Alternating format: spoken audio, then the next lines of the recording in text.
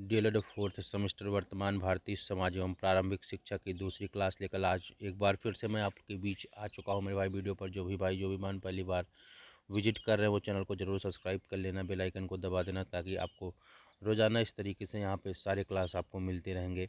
Video पसंद आ रही है तो प्लीज़ लाइक शेयर सब्सक्राइब ज़रूर कर दीजिएगा। चलिए मैं वीडियो को स्टार्ट करता हूँ। आज आपकी सेकंड क्लास में देखते हैं क्या कुछ है यहाँ पे। और कल जहाँ तक पढ़ाए थे उसी के आगे आज यहाँ पे जो आपकी पहली हेडिंग होने वाली है, विद्यालय प्रबंधन की आवश्यकता एवं महत्व। तो चलिए इसको देखते हैं कि विद्यालय प्रबंधन की क्या आवश्यकता और क्या महत्व है। सुव्यवस्थित व सुसंगठित ज्ञान को वर्तमान आवश्यकताओं के अनुरूप प्रत्येक विद्यार्थी तक पहुंचाने का सबसे व्यापक, महत्वपूर्ण एवं सशक्त माध्यम विद्यालय की शिक्षा व्यवस्था ही है। जैसे ज्ञान का व्यवस्थित रूप से, सुसंगठित ढंग से और आवश्यकताओं के अनुरूप अगर हमें ज्ञान चाहिए तो हमें वो कहाँ से मिलता है? विद्यालय से मिलता है। और विद्यालय की व्यवस्था पर ही ये चीज़ें निर्भर होती है। विद्यालय संपूर्ण शिक्षा प्रक्रिया की एक आधारभूत संगठनात्मक इकाई है। विद्यालय क्या है? संपूर्ण शिक्षा की एक आधारभूत संगठनात्मक इकाई है। प्रत्येक संस्था के अपने लक्ष्य और आदर्श होते हैं। जैसा कि मैंने आपको बताया था कि कोई भी काम अगर आप करेंगे तो बिना लक्ष्य के और बिना आदर्श के आप नहीं करेंगे जो है, ठीक है। तो प्रत्येक संस्था के अपने लक्ष्य और आदर्श होते हैं और उनकी सफलतापूर्वक प्राप्ति के लिए उचित प्रबंधन की आवश्यकता होती है। विद्यालय प्रबंधन की आवश्यकता एवं महत्व वर्तमान समय में दिनों दिन बढ़ता जा रहा है, क्योंकि विद्यालय द्वारा प्रदान की जाने वाली सेवाओं के दिन प्रतिदिन वृद्धि हो रही है। विद्यालयों में अनेक प्रकार की सामाजिक, सांस्कृतिक एवं राजनैतिक प्रतिभाओं का जन्म हो रहा है। यह सभी विद्यालय प्रबंधन का ही परिणाम है।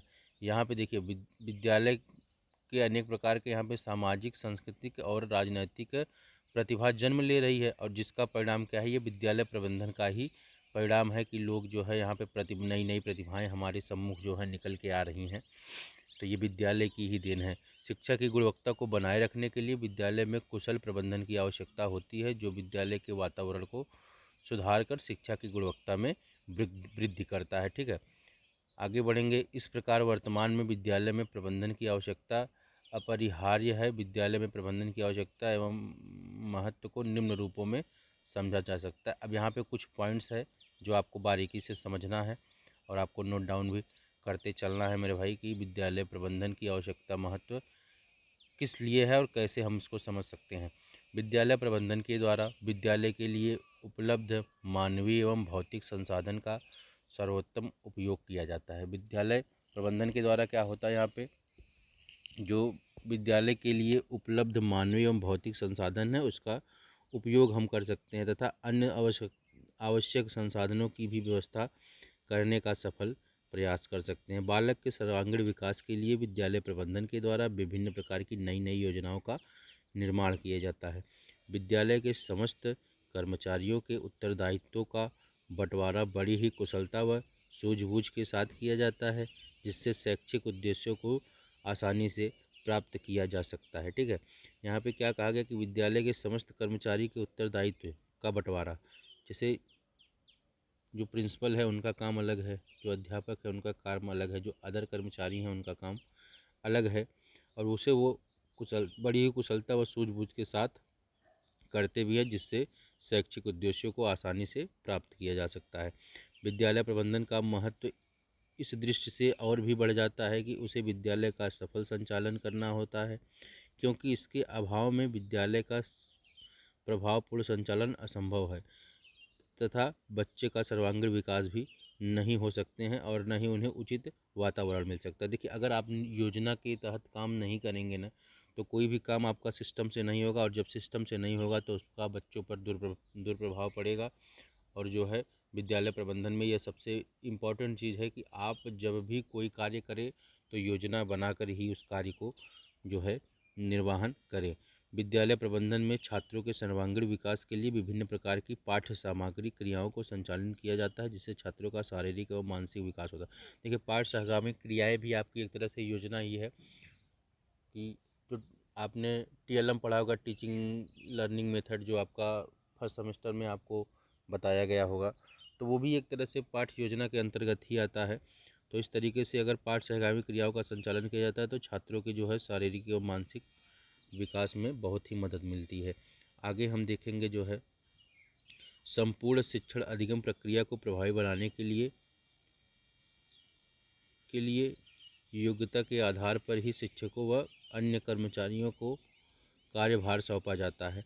निष्कर्ष, अब इसका क्या निकलता है, इसका निष्कर्ष देखिए, जितनी भी देखिए जैसे आप परीक्षा में लिखेंगे ना, तो आप सारी हेडिंगों को नहीं लिखेंगे, इसमें से 2-3 पॉइंट लिखेंगे आप जो आपको अपनी तरफ से महत्वपूर्ण लगते हैं, और उसके बाद आपको निष्कर्ष अवश्य लिखना है। निष्कर्ष में हम कह सकते हैं कि यदि किसी विद्यालय का प्रबंध तंत्र उत्तम है तो उस विद्यालय से निकलने वाले छात्र की उपलब्धि भी उत्तम एवं प्रभावशाली होगी, जो अपने विद्यालय, देश, परिवार व समाज का मस्तक ऊंचा रखते हुए अपने उत्तम गंतव्य को प्राप्त कर सकेंगे। इस प्रकार यह कहा जा सकता है कि आज विद्यालय को सर्वप्रथम अपने प्रबंधन तंत्र पर सबल एवं सशक्त बनने के प्रयास करने चाहिए, जो कि संस्था का केंद्र बिंदु माना जाता है। अब देखिए यहाँ पे जो आपका प्रबंधन है, प्रबंधन वो क्या है, संस्था का एक केंद्र बिंदु है।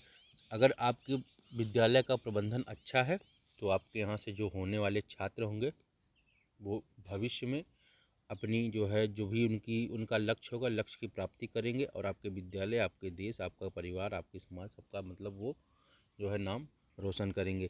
तो आगे यहाँ पे देखेंगे संस्थागत नियोजन एवं प्रबंधन को से आप क्या समझते हैं, और नियोजन व प्रबंधन एक दूसरे के पूरक कैसे हैं, किसी संस्था के विकास व लक्ष्य प्राप्ति के लिए नियोजन एवं प्रबंधन की क्या भूमिका होती है। ठीक है, यहाँ पे देखिए संस्थागत नियोजन एवं प्रबंधन 3 शब्दों से मिलकर बना है, संस्थागत, नियोजन और प्रबंधन। संस्थागत का मतलब क्या है, संगठन, संस्था से संबंधित या संस्था के बारे में। ठीक है, नियोजन का मतलब योजना बनाना या योजनाबद्ध ढंग से। देखिए कल मैंने आपको यही बताया था कि योजना बनाना ही नियोजन कहलाता है। और प्रबंधन क्या है, प्रबंधन का मतलब होता है कि संसाधनों का अधिकतम उपयोग करते हुए योजना को समुचित क्रियान्वयन व लक्ष्य की प्राप्ति हेतु समेकित प्रयास, प्रबंधन। और इस प्रकार स्पष्ट है कि संस्थागत नियोजन एवं प्रबंधन से अभिप्राय है कि किसी भी संगठन या संस्था द्वारा अपने विकास व लक्ष्यों की पूर्ति के लिए योजना बनाना व उसका बेहतर क्रियान्वयन करना तथा इसके लिए सामूहिक रूप से सतत प्रयास करना। अब यहाँ पे कुछ परिभाषाएं दी हुई, तो मैं आपको बताऊं कि सबसे जो इम्पोर्टेंट परिभाषा और जो सबसे आसान परिभाषा है वो जेम्स लुंडे का है। और यहाँ पे देखिए जब भी आपको ना किसी भी जैसे यहाँ पे जो परिभाषा दिए हैं उनका नाम न याद आता होना, तो आप यहाँ पे लिखिएगा कि शिक्षा शास्त्र के अनुसार, शिक्षा शास्त्र के अनुसार अगर आप लिख देंगे ना तो वो परिभाषा कभी आपकी गलत हो ही नहीं सकती। ठीक है, अगर नाम न याद हो तो, अगर नाम याद है तो आपको सबसे बेस्ट है, और जब नाम न याद हो तो हेडिंग में आप केवल शिक्षा शास्त्र के अनुसार ही लिख देंगे, तभी भी आपका जो है वो सही माना जाएगा। तो यहाँ इनके मतानुसार हम देखते हैं कि प्रबंधन मुख्य रूप से किन्हीं विशिष्ट उद्देश्यों के लिए प्रयासों को नियोजित, संगठित, समन्वित, अभिप्रेरित व नियंत्रण करने की कला होती है। यहाँ पे सीधा सा देखिए इनका एकदम सीधा सीधा क्या कहा गया कि प्रबंधन मुख्य रूप से किन्हीं विशिष्ट उद्देश्यों के लिए प्रयास को नियोजित, संगठित, समन्वित और अभिप्रेरित, नियंत्रित, इतनी चीज़ें हैं इनके परिभाषा में, करने की एक कला है। ठीक है, अब संस्थागत नियोजन एवं प्रबंधन की आवश्यकता एवं महत्व को हम समझते हैं। आज जीवन के प्रत्येक क्षेत्र में द्रुतगामी गति से परिवर्तन होते हैं। ऐसे में प्रत्येक संस्था व संगठन की आवश्यकताओं व उद्देश्यों की भी सतत परिवर्तन हो रहे हैं। आगे देखेंगे अपनी संस्था के निर्धारित लक्ष्यों को निर्धारित समय पर प्राप्त करने, आवश्यकताओं की पूर्ति, समस्याओं के समुचित समाधान तथा अपने उपलब्ध संसाधनों को बेहतर सदुपयोग की दृष्टि से संस्थागत नियोजन एवं प्रबंधन अत्यधिक आवश्यक। यहाँ पे देखिए बताया गया कि क्यों हमें वो संस्थागत नियोजन एवं प्रबंधन का आवश्यकता है। देखिए लक्ष्यों की प्राप्ति के लिए, आवश्यकताओं की पूर्ति के लिए और समस्याओं के समुचित समाधान के लिए हमें जो है वो नियोजन एवं प्रबंधन की आवश्यकता होती है। अपने उद्देश्य की पूर्ति हेतु जीवन के प्रत्येक क्षेत्र में व्यक्ति या संस्था संगठन को अपने कार्य का नियोजन करना सदैव अनिवार्य होता है। इस प्रकार से यह कार्यक्रम या उद्देश्य का चुनाव करना और पहले से ही यह निर्णय ले लेना कि क्या करना है, इस किस क्रम में करना है तथा कब करना और कैसे करना, इसके लिए नियोजन एवं प्रबंधन का अनिवार्य शर्त है। देखिए, मैंने वही कहा कि अपने काम को आप ये निर्णय ले कि हमें क्या काम करना है, हमें कब काम करना है, हमें किस तरह से काम करना है, इसका नियोजन और प्रबंधन आपको करना अनिवार्य होता है। किसी भी कार्य को कम से कम संसाधनों से अधिकतम लाभ एवं गुणात्मक उपलब्धि बेहतर नियोजन एवं प्रबंधन से ही संभव है। विभिन्न स्तरों पर विकास के लिए लक्ष्यों का निर्धारण, लक्ष्यों की प्राप्ति के लिए संसाधनों का अनुकूलतम उपयोग करते हुए क्रमागत और समयबद्ध ढंग से प्रयास करना जरूरी होता है। एक अच्छी योजना बनाने के साथ साथ उसका सफल लक्ष्य एवं फलापेक्षी क्रियान्वयन भी महत्वपूर्ण है, तभी लक्ष्य की प्राप्ति संभव है।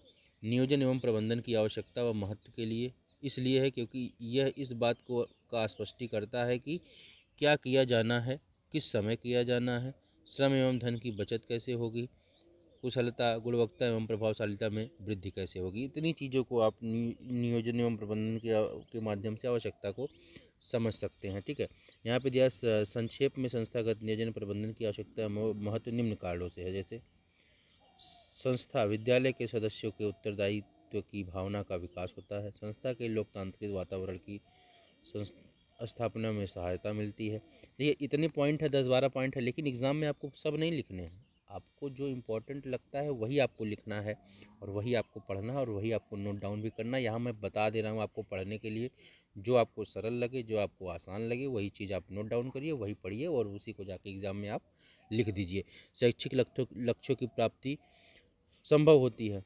ठीक है, संस्था के कार्यों में सुधार होता है व गुणवत्ता में वृद्धि होती है। समय, धन एवं श्रम की बचत होती है। संस्था के सभी सदस्यों में बेहतर सामंजस्य स्थापित करने में सहायता मिलती है। उपलब्ध संसाधनों का बेहतर व अधिकतर सदुपयोग किया जाता है। समस्याओं व कठिनाइयों की पहचान होती है व उन्हें दूर करने में मदद मिलती है।